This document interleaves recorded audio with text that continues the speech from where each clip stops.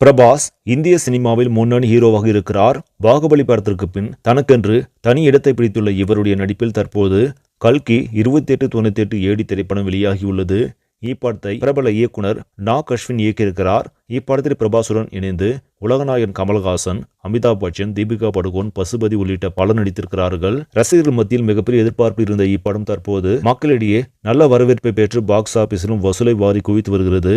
அதன்படி முதல் நாளில் உலக அளவில் 198 கோடிக்கு மேலாகவும் 2 நாட்கள் முடிவில் 298 கோடிக்கு மேலாக வசூலித்திருப்பதாக தயாரிப்பு நிறுவனம் அதிகாரப்பூர்வமாக அறிவித்திருக்கிறது. இதற்கிடையே 3வது நாளில் படம் 100 கோடிக்கு மேலாக வசூலித்திருப்பதாகவும் ஒட்டுமொத்தமாக 400 கோடி கடந்திருப்பதாக பாக்ஸ் ஆபீஸ் வட்டாரங்கள் தெரிவிக்கின்றன. இப்படி தொடர்ந்து 3 நாட்களாக 100 கோடிக்கு மேலாக வசூலித்து வரும் இப்படம் முதல் வார முடிவில் 1000 கோடி கடந்து சாதனை படைக்கும் என்றும் பாக்ஸ் ஆபீஸ் வட்டாரங்கள் தெரிவிக்கின்றன. இதனால் படக்குழுவினர் உற்சாகத்தில் உள்ளனர். மேலும் தொடர்ந்து தோல்வி படங்களை கொடுத்து வந்த பிரபாஸுக்கு இப்படம் மிகப்பெரிய வெற்றியை கொடுக்கும் என்று எதிர்பார்க்கப்படுகிறது. சரி நம்பளே, இந்த செய்தி உங்களுக்கு பிடிச்சிருந்தா லைக் பண்ணுங்க, ஷேர் பண்ணுங்க, மறக்காம நியூஸ் இன்ஃபோ தமிழ் சேனலை சப்ஸ்கிரைப் பண்ணுங்க. அடுத்த வீடியோவில் சந்திக்கலாம். நன்றி.